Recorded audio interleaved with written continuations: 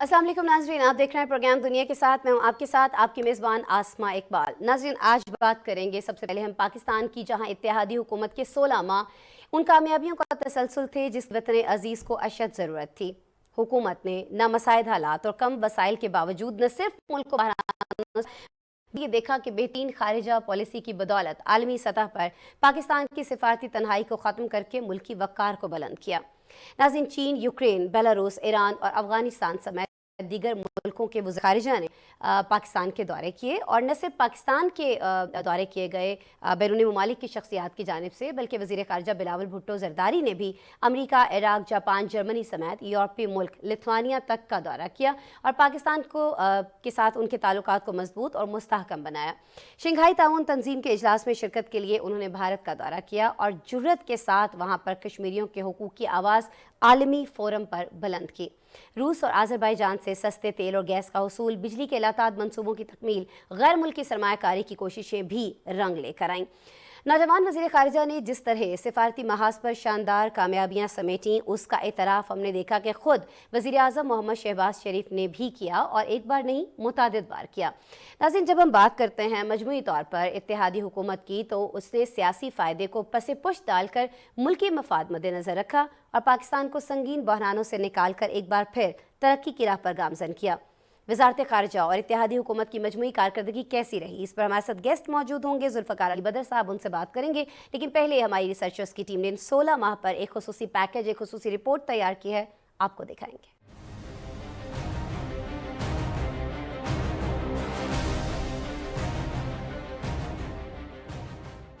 इत्तेहादी हुकूमत ने 16 माह के दौरान न सिर्फ मुल्क को अंधेरों से निकाला, बल्कि बेहतरीन खारजा पॉलिसी के जरिए आलमी सतह पर सिफारती तन्हाई का भी खात्मा कर दिया। वजीर खारजा बिलावल भुट्टो जरदारी ने वजारत का मनसब संभालने के बाद बैरूनी मुल्क दौरों में दोस्त ममालिक से ताल्लुकात को मजबूत बनाया। मार्च 15 माह में 4 साल की नाकामी को दूर करके नुमायां कामयाबियां समेटी। वजीर खारजा बिलावल भुट्टो जरदारी की कारकर्दगी का एतराफ खुद वजीर आजम मोहम्मद शहबाज शरीफ ने भी तकरीब से खिताब में किया। वज़ीर आज़म मोहम्मद शहबाज शरीफ और उनकी टीम ने पाकिस्तान को फाइनेंशियल एक्शन टास्क फोर्स की ग्रे लिस्ट से निकलवाया।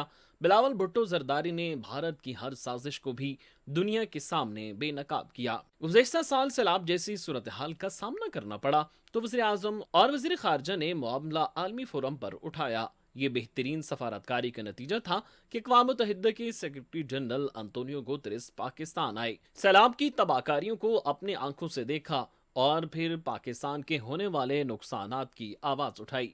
चीन, यूक्रेन, ईरान और अफगानिस्तान समेत दीगर मुल्कों के वज़राए ख़ारिजा के पाकिस्तान के दौरे भी बिलावल भुट्टो जरदारी की बेहतरीन सलाहियतों और कामयाब खारजा पॉलिसी के अक्कास थे।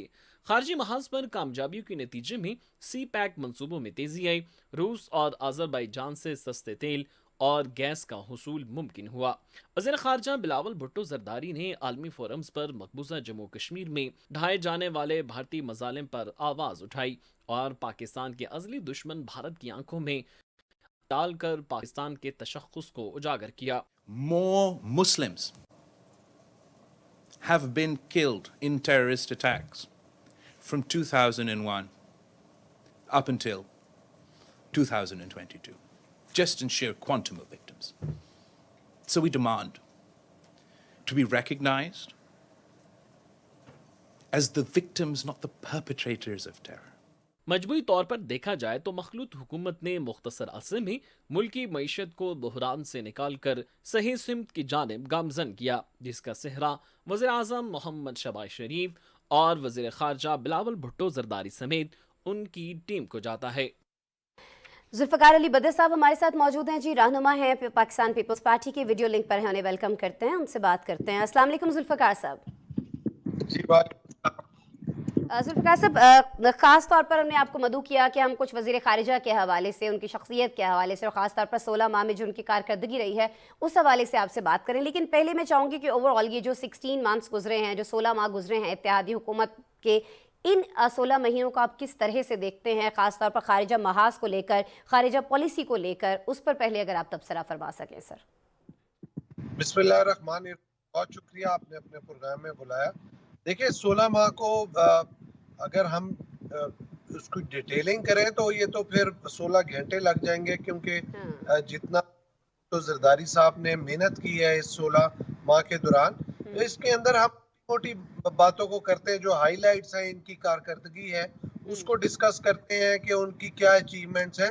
بلاول بھٹو زرداری صاحب نے دیکھیں پہلے یونائٹڈ نیشن کے فوڈ سیکیورٹی کانفرنس میں گئے، وہاں پہ امریکہ کے جو ہے بائی لیٹرل ریلیشن جو ہے ادھر کے سیکٹری آف اسٹیٹ کو ملاقات کی، پھر وہ پہلا ان کا جو دورہ بائی لیٹرل دورہ تھا وہ چائنا کا تھا، چائنا کے ساتھ انہوں نے دورہ کیا، سی پیک کا پروگرام بحال کرایا، پھر اس کے بعد یورپی یونین کے ملکوں میں گئے، انہوں نے جرمنی کے ساتھ ریلیشن کو بہتر کیا، دیگر ممالک کے ساتھ بہتر کیا، اسکینڈینیوین کنٹریز میں گئے، میڈل ایسٹرن کنٹریز میں گئے، چائنا کا سی پیک کا جو ہے پروگرام اس کو ریسٹور کروایا جو کہ پچھلی حکومت میں بالکل بند ہو گیا ہوا تھا، پھر جی ایس پی یورپی یونین کے ساتھ جی ایس پی پلس کا جو معاملہ تھا اس کو کنٹینیو کروایا، پھر سب سے بڑی بات جتنے لوگ ایف اے ٹی ایف کے اندر بورڈ میں بیٹھے ہوئے تھے جنہوں نے پاکستان کو کہ ووٹ دینا تھا حق میں یا گرے لسٹ سے نکلنے کے لیے وائٹ لسٹ میں جانے کے لیے، ان تمام ممالک کے ساتھ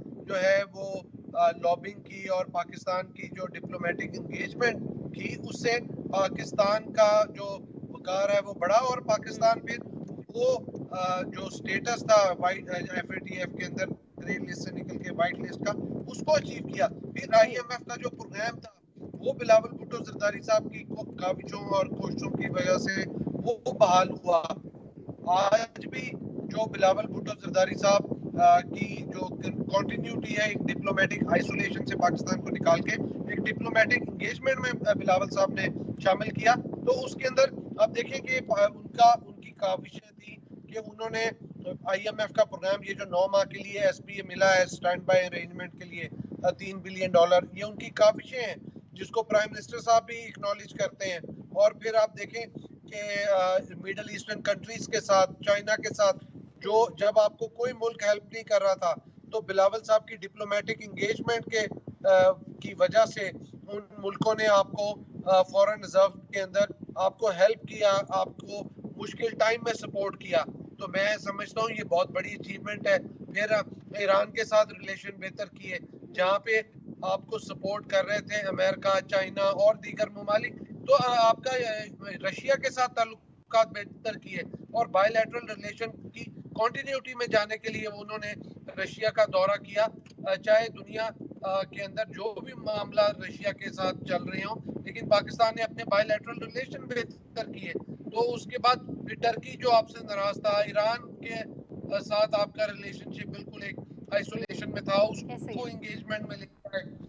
صحیح۔ پھر فورن آفس کے اندر انہوں نے بہت سارے ریفارمز کو 52 کے قریب ریفارمز لے کے آئے، ان کی ہیومن ریسورس ایڈمنسٹریشن، فائنانس اور جو گلوبل کنیکٹیویٹی ہے اس کے اندر، پھر پاکستان کے اندر پرائم منسٹر سے ریسنٹلی لاسٹ ویک انہوں نے جو کیمپ آفیسز صرف 4 مین کیپٹل سے اس سے ہٹ کے سکھر، ملتان، مظفر آباد، جیلم اور ان تمام گوادر، ان تمام شہروں کے اندر فورن آفس کے کیمپ آفیسز کا معاملہ کیا، تو یہ میں سمجھتا ہوں بہت بڑی اچیومنٹ ہے۔ اور پھر آپ دیکھیں 2020 کے اندر فلڈ آیا، اس ٹائم پہ پاکستان کی فیڈرل گورنمنٹ صوبے کو سپورٹ کرنے کو تیار نہیں تھی، اب جب 2022 کے اندر جو ہے فلڈ آیا تو بلاول صاحب نے اس منسٹری کی وجہ سے، پاکستان کی گورنمنٹ کی وجہ سے گلوبل انگیجمنٹ کی، انٹرنیشنل گلوبل انسٹیٹیوشنز کو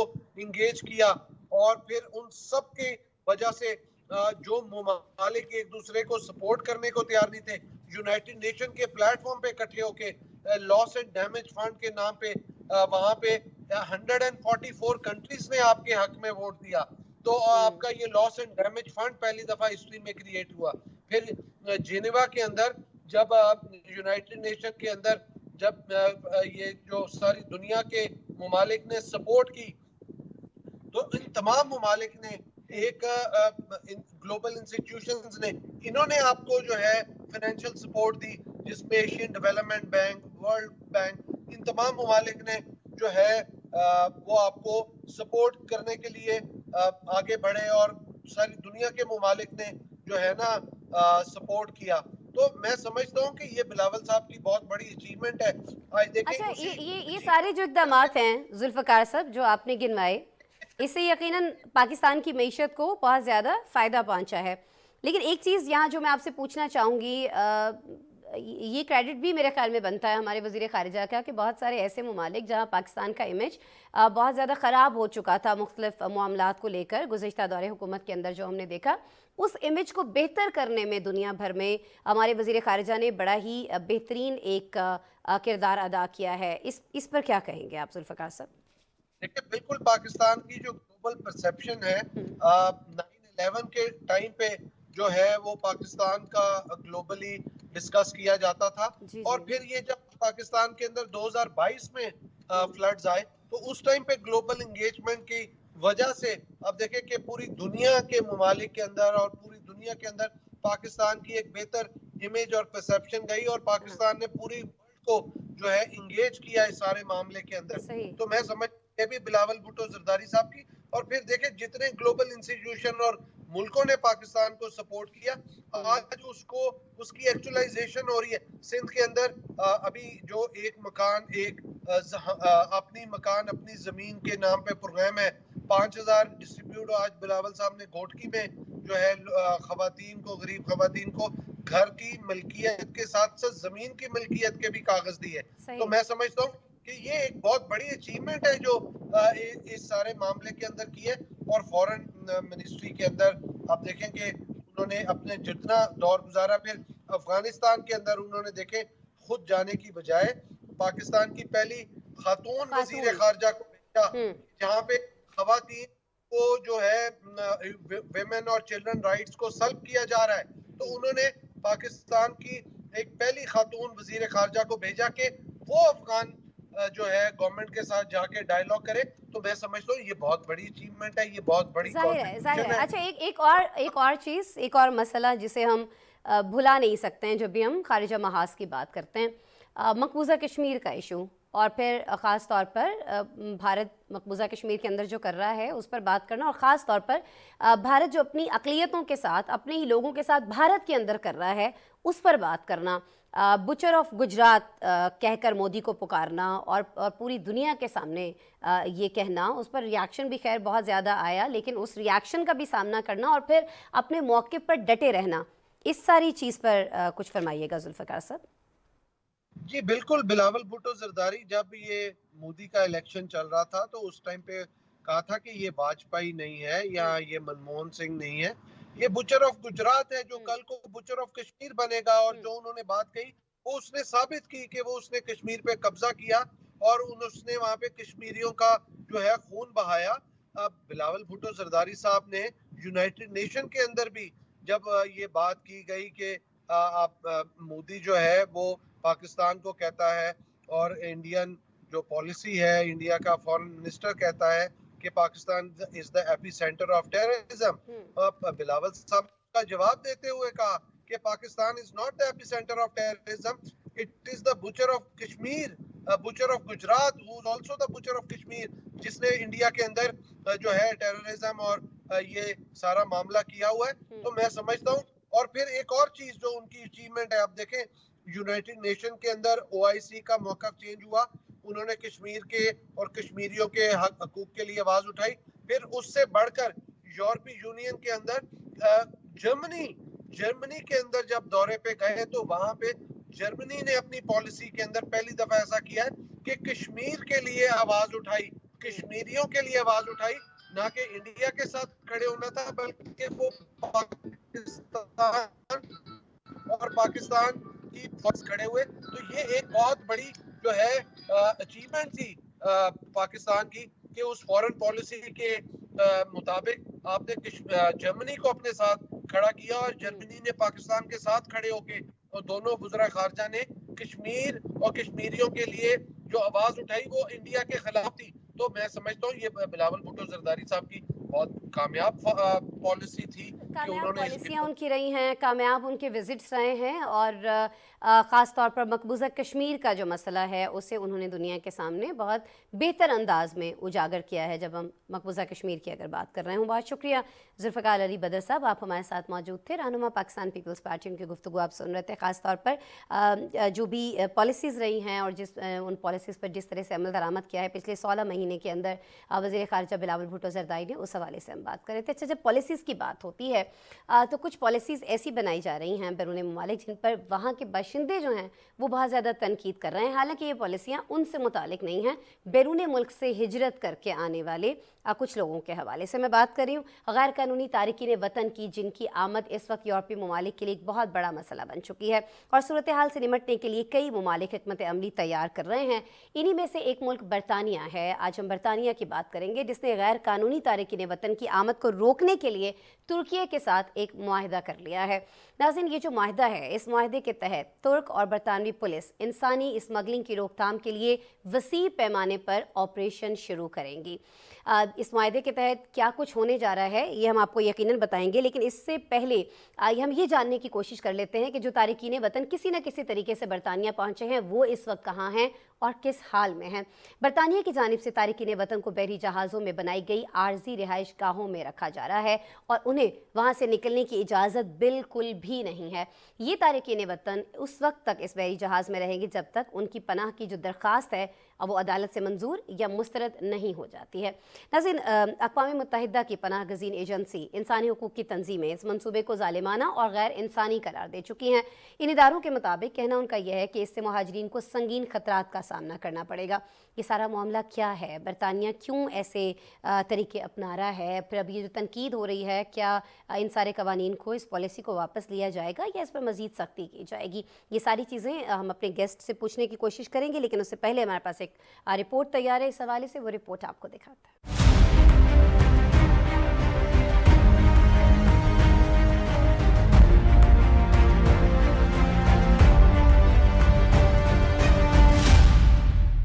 برطانیہ میں پناہ کے متلاشی تارکین وطن کو پورٹ لینڈ کی بندرگاہ پر بحری جہاز میں منتقل کرنے کا عمل شروع کر دیا گیا۔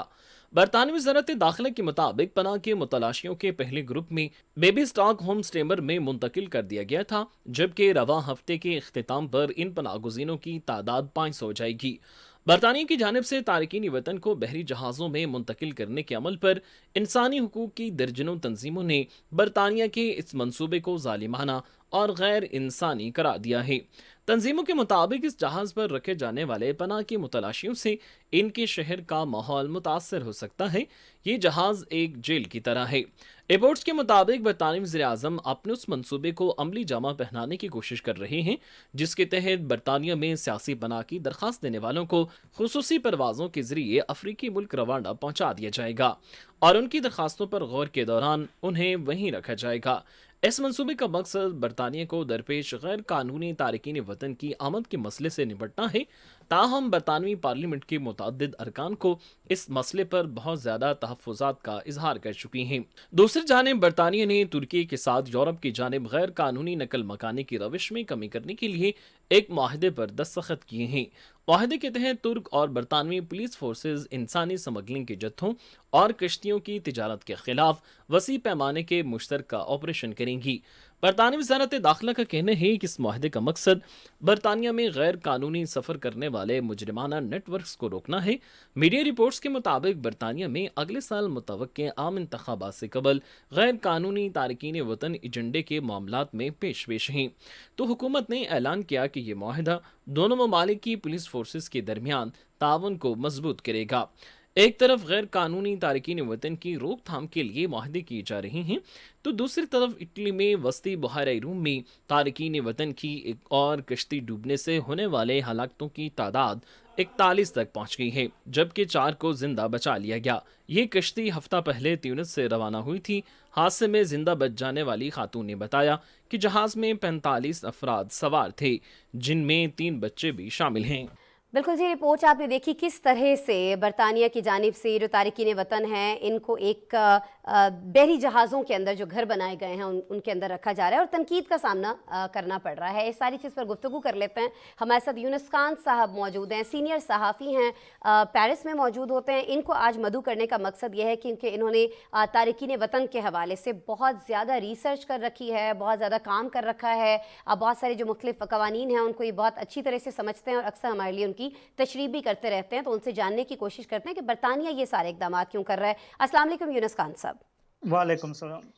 यूनुस खान साहब, कोई और हल नहीं हो सकता था, कोई और तरीके नहीं सोचे जा सकते थे? ये ज़रूरी था कि इनको वापस समंदर के अंदर उसी जगह पर जहाँ पर एक खौफ था, जिस फ़ज़ा से ये निकल कर यहाँ पर पहुँचते हैं, वहीं पर रखा जाता और उसके बाद तब तक इन्हें अंदर आने की, मुल्क के अंदर आने की इजाज़त नहीं है जब तक कोर्ट कोई फ़ैसला नहीं कर लेती है? यूनुस साहब देखिए, यहाँ पे जो समुद्री किश्ती में 500 जो महाजरीन को रखने का जो मकसद है, वो तारकीन वतन को एक वाज़िया पैगाम ये देना है कि यहाँ पे अगर आप आते भी हैं तो यहाँ पे आपके लिए रहना इंतहाई मुश्किल है। और इसका मकसद ये है कि इन लोगों की जो गैर कानूनी तरीके से ये बरतानिया आते हैं, इनकी हौसला शिकनी की जाए। तो बुनियादी मकसद ये था, एक मैसेज ये देना था। और उसी वजह से हमने देखा कि अब यहाँ पर जो इंसानी हुकूक की तंजीमें हैं वो भी हुकूमती इक़दामात के हवाले से ज़्यादा नालान दिखाई देते हैं और हुकूमत के ऊपर बहुत ज़्यादा तनकीद की जा रही है। ये जो मंसूबा है ये बरतानी वज़ीर-ए-आज़म ऋषि सनक ने जो है बरतानिया के पार्लियामेंट में पेश किया था और अभी तक इसको ये बाकायदा जो है कानून नहीं बना, क्योंकि इसके लिए जो मंजूरी के लिए जो है ये बरतानिया के जो शाह चार्ल्स है सोम, इसके उनसे मंजूरी के बाद ये कानून बन जाएगा। लेकिन पार्लियामेंट से ये बिल पास हो चुका है और इसके ऊपर बहुत से जो इंसानी हुकूक के हवाले से जो तंजीमें हैं, अक़वाम मुत्तहिदा की इंसानी हुकूक और मुहाजिरीन से जो मुतालिक तंजीमें हैं, वो काफ़ी तशवीश का इज़हार कर रही हैं। ठीक है यूनुस, इस कानून की जानिब, इस तशवीश की जानिब, इस सारी चीज़ पर आएंगे, दोबारा आपसे गुफ्तगू करेंगे। लेकिन पहले ज़रा ये बता दीजिएगा कि ये जो तारकीन वतन की जानिब से दरख्वास्त वहाँ पर दायर की जाती है कोर्ट्स के अंदर कि जी हमें यहाँ पर पनाह दी जाए क्योंकि हम यहाँ पहुँचे हैं और हमारे पास कुछ है नहीं है, अब वापसी का कोई रास्ता नहीं है, तो हमें पनाह दे दी जाए।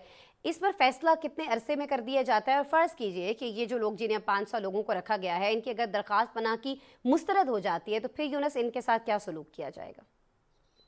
देखिए, यूरोप के मुख्तलिफ ममालिक में इस हवाले से मुख्तलिफ कवानीन है। बरतानिया की हम आज बात कर रहे हैं तो बरतानिया में मुख्तलिफ जो केसेस होते हैं, केसेस की नौयत के हवाले से केस को देख कर उसके ऊपर फैसले किए जाते हैं। कुछ केसेस महीनों में जो है वो डिसाइड हो जाते हैं, कुछ में साल भी लग जाते हैं। लेकिन बरतानिया के हवाले से जो हमने देखा है वो यही देखा है हमने कि जिन जो केसेस एक्सेप्ट नहीं होते उनको दोबारा उनके वापस अपने मुल्कों में भेज दिया जाता है, यहाँ पे नहीं रखा जाता है। तो यहाँ पे जो हमने देखा है कि जो महाजरीन के हवाले से जो कवानीन है वो इंतहाई सख्त है। वो अफराद जिनके केसेस पास नहीं होते उनको उनके मुल्क दोबारा भेज दिया जाता है। जो टाइमिंग के हवाले से है वो मुख्तलिफ केसों की नौयत पर होता है। कुछ केसेस का जो फैसला होता है महीनों में हो जाता है, कुछ सालों में पर भी जो है ये मुहीत होता है। हमने ऐसे भी केसेस देखे हैं कि 2-3 साल से जो उनके केसेस चल रहे हैं लेकिन अभी तक कोई भी उनके हवाले से फैसला नहीं आया। अच्छा, एक और चीज़ बताइएगा कि ये तो वो लोग हैं जो यहाँ पहुँच गए, कुछ ऐसे लोग जो यहाँ पहुँचना चाहते हैं समंदर के रास्ते, गैर कानूनी रास्ते, वो यहाँ ना आ पाएँ, इसको लेकर तुर्की और बरतानिया के दरमियान एक मुआहदा हुआ है। ये क्या एग्रीमेंट है? किस तरह से ये दोनों मुल्कों की जो फोर्सेस हैं वो इंसानी स्मगलर्स के ख़िलाफ़ ऑपरेशन कर रही होंगी और किस जगह पर ये ऑपरेशंस हो रहे होंगे? तुर्की का वो रास्ता जहाँ से ये सारा सफ़र शुरू होता है, यूरोप की तरफ लोग बढ़ते हैं, जहाँ पहुंचकर लोगों को यकीन हो जाता है कि वो बस यूरोप पहुंचने ही वाले हैं, वहाँ पर ये कार्रवाई सारी हो रही होगी इनके खिलाफ? देखिए, बिल्कुल जो भी गैर मुल्की तारकीन वतन होते हैं, चाहे वो ज़्यादातर ये उन ममालिक से होते हैं जहाँ पे या हाना जंगी होती है या जिस ममालिक के माशी मसाइल जो होते हैं वो बहुत ज़्यादा होते हैं। इसमें हम देखते हैं कि लीबिया से, ईरान से, अफ़गानिस्तान से, पाकिस्तान से लोग यहाँ पर यूरोप आने की कोशिश करते हैं और ये तुर्की के रास्ते आने की कोशिश करते हैं। हमने देखा कि माजी में भी यूरोपियन यूनियन ने भी तुर्की के साथ कुछ ऐसे मुआहदे किए, उनको फंड फराहम किए, उनकी पुलिस को वहाँ पे कुछ मदद फराहम की कि इन तारकीन वतन को यहाँ पर आने से रोका जा सके। अब यूके ने भी इसी तर्ज के जो है कुछ इनके साथ एग्रीमेंट किए हैं और उनको कहा है कि जो यूरोप लोग आ रहे हैं उस पर जितना भी सख्ती की जा सके। इसमें से सबसे ज्यादा हम देख रहे हैं कि अभी तुर्की जो पुलिस है वो इमिग्रेशन के हवाले से कवानीन सख्त करेगी। میں ملوث تو ان کے خلاف زیادہ کارروائی ہوگی، اور سمندری راستے سے جو یورپ آنے والے لوگ ہیں اس راستے کی سختی مزید بڑھ جائے گی۔ تو اس حوالے سے جو اقدامات ہے وہ یورپین یونین اور یو کے اور دیگر بھی بہت سے ممالک ہیں جو کہ جو انفرادی طور پر ترکی کے ساتھ اس وقت معاہدے کر رہے ہیں۔ ٹھیک ہے، اچھا ایک مختصر سا سوال میں چاہوں گی، اس کا مختصر سے جواب آپ دے دیجیے گا۔ یہ جو قانون ہے یہ کب تک آپ سمجھتے ہیں کہ یہ واقعی اس کی منظوری ہو جائے گی اور یہ واقعی قانون بن جائے گا جو ابھی صرف ایک بل ہے تارکین وطن کے حوالے سے برطانیہ میں؟ دیکھیں اس قانون کے حوالے سے اب جو ہم انسانی حقوق کے جو تنظیمیں ہیں ان کی چیزیں دیکھتے ہیں تو اس کی بہت مخالفت کر رہی ہے، لیکن جو حکومتی سطح پہ ہم دیکھتے ہیں تو ان کا یہ موقف ہے کہ اگر یہ قانون پاس ہوتا ہے تو ایسے لوگوں کی حوصلہ شکنی ہوگی جو غیر قانونی طریقے سے وطن واپس آتے ہیں۔ ابھی اس جہاز میں تو صرف 500 افراد کی بیٹھنے کی گنجائش ہے، لیکن یہ جو غیر قانونی طریقے سے جب آتے ہیں تو یہاں پہ سینکڑوں لوگ، ہزاروں لوگ مر جاتے ہیں۔ تو وہ اس کو مثال بنا کے کوشش کر رہے ہیں کہ قانون پاس ہو جائے، اور یہاں پہ جو ہمارے ذرائع ہیں وہ ہمیں یہی بتاتے ہیں کہ برطانیہ کے شاہ چارلس سوم اس کے اوپر دستخط کر دیں گے اور آئندہ کچھ مہینوں میں یہ قانون بن جائے گا۔ ٹھیک ہے جی، لیٹس سی کیا ہوتا ہے۔ یہ احتجاج جو ہے یہ اس کو قانون بننے دیتا ہے یا نہیں، لیکن زیادہ چانسز ایسے لگتے ہیں کہ قانون بن جائے گا تاکہ حوصلہ شکنی کی جا سکے اس عمل کی۔ تارکین وطن جس طرح سے پہنچتے ہیں یا اپنی زندگیوں کو خطرے میں ڈال کر۔ بہت شکریہ یونس خان، آپ ہمارے ساتھ موجود تھے۔ سینئر صحافی یونس خان صاحب کا تجزیہ آپ سن رہے تھے۔ پروگرام میں ہم کچھ مزید ایشوز بھی ڈسکس کریں گے، بریک لیتے ہیں، بریک کے بعد دوبارہ ملتا ہے۔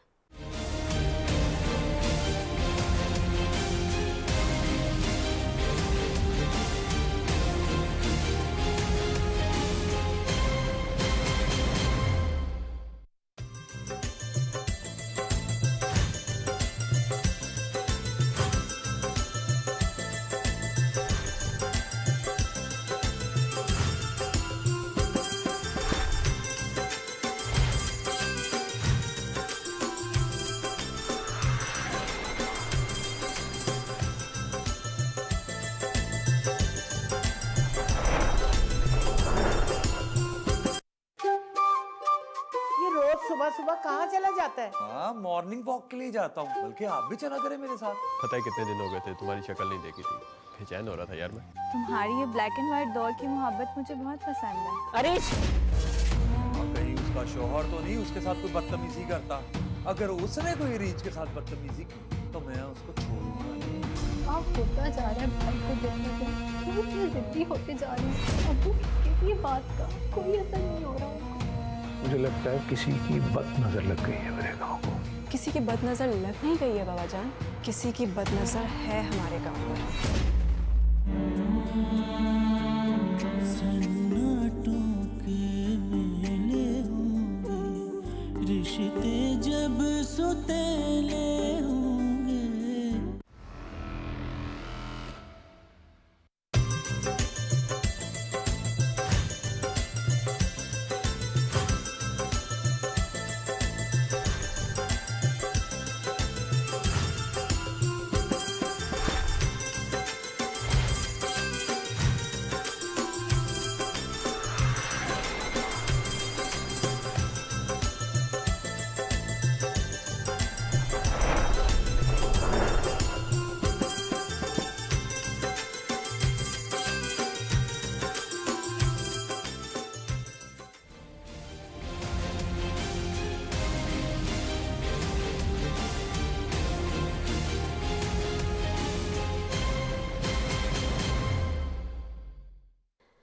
Welcome back. بات کریں گے اقوام متحدہ کی، جس نے مقبوضہ کشمیر میں انسانی حقوق کی سنگین خلاف ورزیوں پر تشویش کا اظہار کر دیا ہے۔ دوسرے لفظوں میں عالمی ادارے نے بھارت کو پھر سے آئینہ دکھانے کی کوشش کی ہے، کیونکہ بھارت اپنے غیر قانونی تسلط کو قائم رکھنے کے لیے مقبوضہ کشمیر کے نہتے نوجوانوں کو جس طرح شہید کر رہا ہے اور مسلمانوں کے ساتھ جو سلوک کروا رکھ رہا ہے، دنیا میں کہیں بھی اس کی مثال نہیں ملتی ہے۔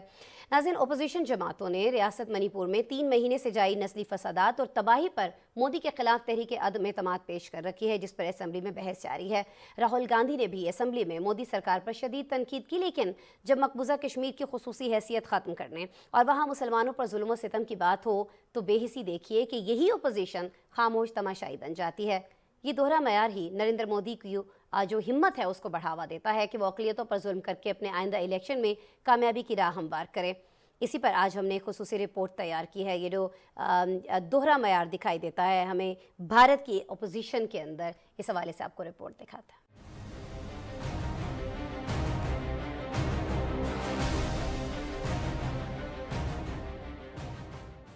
अक़वाम मुत्तहिदा ने भारत के गैर कानूनी ज़ेर तसल्लुत जम्मू कश्मीर में इंसानी हुकूक की दगरगों सूरत हाल पर एक बार फिर तशवीश का इजहार किया है। अक़वाम मुत्तहिदा की नायब तर्जमान फरहान हक ने यह बयान 5 अगस्त 2019 को जम्मू कश्मीर की खुसूसी हैसियत को ख़त्म करने के भारत के यकतरफा इक़दाम से मुताल्लिक एक सवाल के जवाब में दिया। न्यूयॉर्क में आलमी इदारे के सदर दफ्तर में मामूल की ब्रीफिंग के दौरान किए गए सवाल के जवाब में उन्होंने कहा कि अक़वाम मुत्तहिदा की तरफ से भारत के गैर कानूनी ज़ेर तसल्लुत जम्मू कश्मीर में इंसानी हुकूक की दगरगों सूरत हाल पर जिन खदशात का इजहार किया गया था वो अब भी मौजूद हैं। उन्होंने कहा कि मैं इन खदशात का अयादा करूंगा जिनका इजहार इससे पहले अक़वाम मुत्तहिदा के हाई कमिश्नर बराए इंसानी हुकूक के दफ्तर और दीगर ज़राए से किया जा चुका है। कश्मीर में इंसानी हुकूक की सूरत हाल के बारे में जिन खदशात का इजहार हमने पहले किया वो अब भी बरकरार हैं। भारत में अक़लियतों के साथ क्या सलूक हो रहा है, मणिपुर फसादात या हरियाणा में मुसलमानों पर हमले करके जिस तरह जानी और माली नुकसान पहुंचाया जा रहा है, खुद भारतीय अरकान असम्बली अपनी तकरीरों में बता रहे हैं कि रियासत मणिपुर में जारी नस्ली फसादात में मई से लेकर अब तक कम अज कम 120 अफराद हलाक हो चुके। इसकी वजह अक्सरियती बिरादरी हिंदू, मैतई और ईसाईकों की बिरादरी के दरमियान मुसल्लह तसादुम है। तशद्दुद पर काबू पाने के लिए भारत के दूसरे हिस्सों से फौज को तैनात किया गया। रियासत के बेशतर हिस्सों में कर्फ्यू नाफिज और इंटरनेट बंद है। इसके बावजूद मोदी सरकार ने बेहिस्सी का मुजाहरा करते हुए चुप साध रखी है। मणिपुर में होने वाले फसादात की संगीनी और मसीही खवातीन को बरहाना परेड करवाए जाने के बाद भी नरेंद्र मोदी के कानों पर जूं तक नहीं रेंगी और वो एक बार भी मणिपुर नहीं गए, जिस पर अपोजिशन ने खूब मवेला किया। लेकिन जब बात कश्मीर की हो तो अपोजिशन को भी जैसे सांप सूख जाता है। कोई भी हिंदुत्व की हामी मोदी सरकार के गैर कानूनी इकदाम पर आवाज नहीं उठाता, न ही असम्बली में मोदी के कश्मीर बारे गैर कानूनी इकदाम पर तनकीद की जाती है। भारत में हुक्मरान जमात बीजेपी के खिलाफ 26 रुकनी अपोजिशन इत्तेहाद कायम होने के बाद नरेंद्र मोदी का तख्ता उलटने की तैयारियां की जा रही हैं। भारतीय असम्बली में मोदी के खिलाफ अदम एतमाद की करारदाद पेश की जा चुकी है, जिस पर बहस का सिलसिला जारी है। ये तहरीक भी अपोजिशन जमातों ने रियासत मणिपुर में 3 महीने से जारी नस्ली फसादात और तबाही की सूरत हाल के पस मंजर में पेश की। हुकूमती और अपोजिशन अरकान भारतीय असम्बली में इस तहरीक पर बहस कर रहे हैं और ये सिलसिला 10 अगस्त तक जारी रहेगा, जिसके बाद तहरीक अदम एतमाद के जरिए मोदी हुकूमत की किस्मत का फैसला किया जाएगा। अपोजिशन लीडर राहुल गांधी ने भी ईवान में वापसी के एक रोज बाद नरेंद्र मोदी की हुकूमत के खिलाफ तहरीक अदम एतमाद से मुताल्लिक बहस की। भारत में रहने वाली अक़लियतों के नुमाइंदों का कहना है कि मोदी के खिलाफ तहरीरी अदम एतमाद कामयाब हो या ना हो, कम से कम अपोजिशन को इस बात पर मुतहिद होना चाहिए कि मोदी सरकार ने मुसलमानों खुसूसन कश्मीरियों के साथ जो जुल्म रवा रखा है उस पर आवाज़ उठाई जाए। नाज़रीन, रूस यूक्रेन जंग के खात्मे के लिए आलमी सतह पर कोशिशें जारी हैं। 4 रोज़ कबल जद्दा मुज़ाकरात में 40 से ज़ायद ममालिक के नुमाइंदों ने यूक्रेन की जानिब से पेश करदा 10 निकाती अमन फार्मूले पर बहस की थी। ये अमन फार्मूला है क्या और इसमें कौन कौन से निकात शामिल हैं, इस हवाले से आज हम आपको आगाह करते हैं। नाज़रीन, ये जो 10 निकाती अमन फार्मूला है, इसमें पहला मुतालबा ये था कि रूस के ज़ेर कब्ज़ा यूक्रेन के सबसे बड़े न्यूक्लियर पावर प्लांट का तहफ़्फ़ुज़ यकीनी बनाया जाए। यूक्रेन से करीब तरीन ममालिक के लिए गंदम और खुर्दनी तेल की सप्लाई बहाल और रूसी हमलों से तबाह होने वाला जो इंफ्रास्ट्रक्चर है उसकी तामीर की जाए। कैदियों की रिहाई, जिला वतन अफराद की वापसी, रूसी फौज के इनखला और यूक्रेनी सरहदों की बहाली भी इन मुतालबात का हिस्सा थे। अमन फार्मूले में रूसी जंगी जराइम पर मुकदमा चलाने के लिए खुसूसी ट्राइब्यूनल कायम करने और तनाज़ात की रोकथाम का भी मुतालबा किया गया। आखिरी नुक्ता यह था कि दुश्मनी ख़त्म और जंग ख़त्म करने की तस्दीक की जाए, जिसके लिए जद्दा मुज़ाकरात के शुरका की दस्तखत शुदा दस्तावेज़ात फराहम करना ज़रूरी था। लेकिन नाज़रीन, रूस ने इस अमन फार्मूले को मुस्तरद करते हुए कहा है कि जद्दा मुज़ाकरात के शुरका मॉस्को के खिलाफ नए इत्तेहाद की तैयारी कर रहे हैं। रूस को इस फार्मूले पर क्या एतराज़ात हो सकते हैं और क्या इन एतराज़ात के बाद इस फार्मूले में, इस होने वाली मीटिंग में जो कुछ तय हुआ है उसमें कोई तब्दीली आएगी, इस रिपोर्ट में जानते हैं।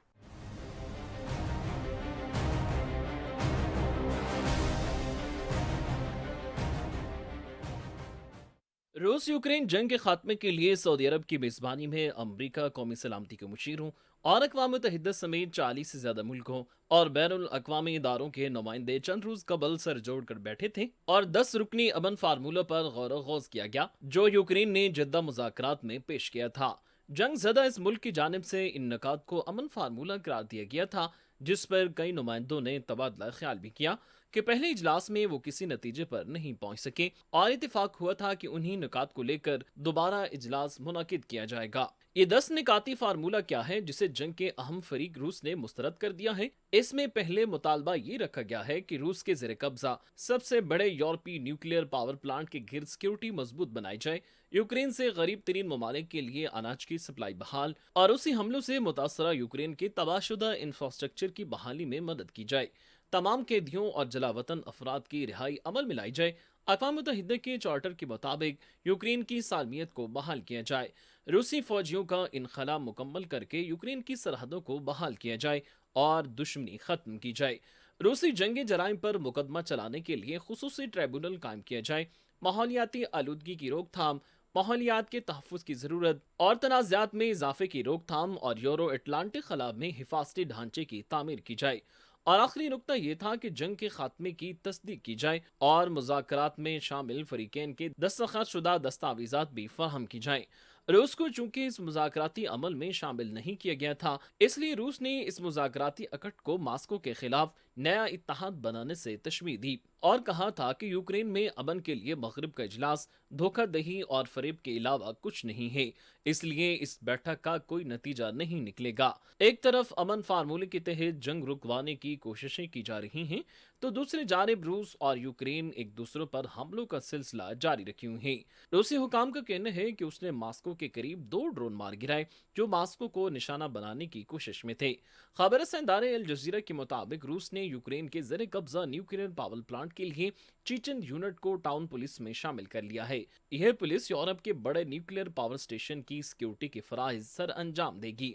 यूक्रेन के लिए बेल्जियम से सेकंड हैंड लेपर्ड 1 टैंक की फराहमी की राह हमवार हो गई है। यूक्रेन ने रूस का मुकाबला करने के लिए इन टैंकों की डिमांड की थी।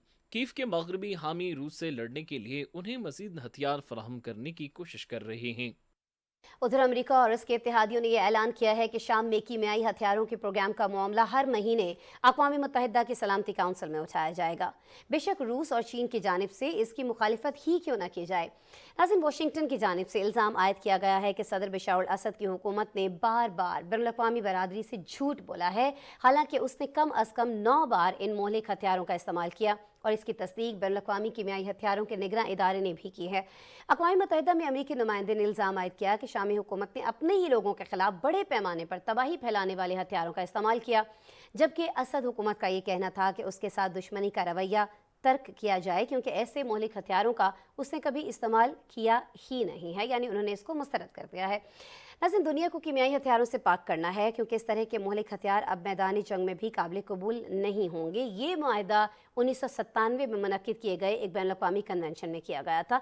इस पर अमेरिका समेत हम जानते हैं कि 193 मुल्कों ने दस्तखत भी किए थे।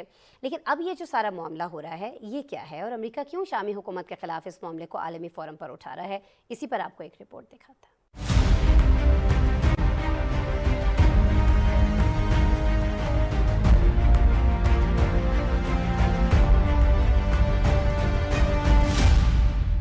कीमियाई हथियारों के खात्मे से दुनिया को महफूज बनाना है। इसी मिशन को लेकर अमेरिका और उसके इत्तेहादियों ने इस अज़म का इजहार किया कि वो रूस और चीन की मुखालफत के बावजूद शाम के कीमियाई हथियारों के प्रोग्राम के लिए हर माह अक़वाम मुत्तहिदा की सलामती कौंसिल में मामलात उठाते रहेंगे।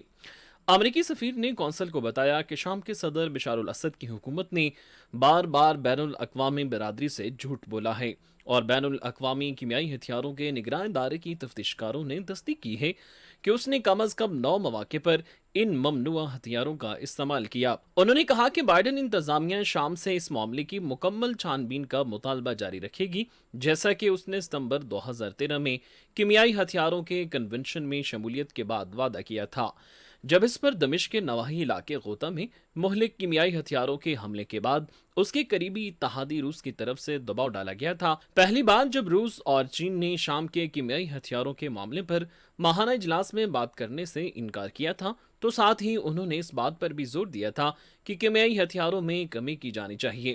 شام کے وزیر الحقان نے بات کرتے ہوئے کہا کہ ان کا ملک اس ماہ کی میٹنگ پر حیران ہے کیونکہ ایسی کوئی پیش رفت ہوئی ہی نہیں جس کی ضرورت ہو۔ اس کے علاوہ انہوں نے امریکہ کی طرف سے کیمیائی ہتھیاروں کی بات کو شام کے خلاف دشمنی کے ایجنڈے کے مترادف قرار دیا۔ انہوں نے یہ بھی واضح کیا کہ شامی فوج کے پاس کوئی کیمیائی ہتھیار نہیں ہیں۔ اقوام متحدہ کے ڈپٹی تخفیف اسلحہ کے سربراہ نے کونسل کو بتایا کہ شام ابھی تک OPCW کو اپنے پروگرام کا مکمل حساب کتاب فراہم کرنے میں ایک بار پھر ناکام رہا ہے، لیکن شام کو اس کا مکمل جواب دینا چاہیے۔ امریکی سفیر نے الزام عائد کیا کہ ہمیں اس معاملے میں بے حسی کا شکار نہیں ہونا چاہیے۔ اسد حکومت نے اپنے ہی لوگوں کے خلاف بڑے پیمانے پر تباہی پھیلانے والے ہتھیاروں کا استعمال کیا اور اب ہم آگے نہیں بڑھنے دیں گے اور شام کی حکومت احتساب سے نہیں بچ سکے گی۔ کونسل کے دیگر ارکان کی جانب سے اس بات کی وسیع حمایت حاصل تھی کہ شام کو OPCW کے تمام سوالات کے جوابات دینے چاہیے۔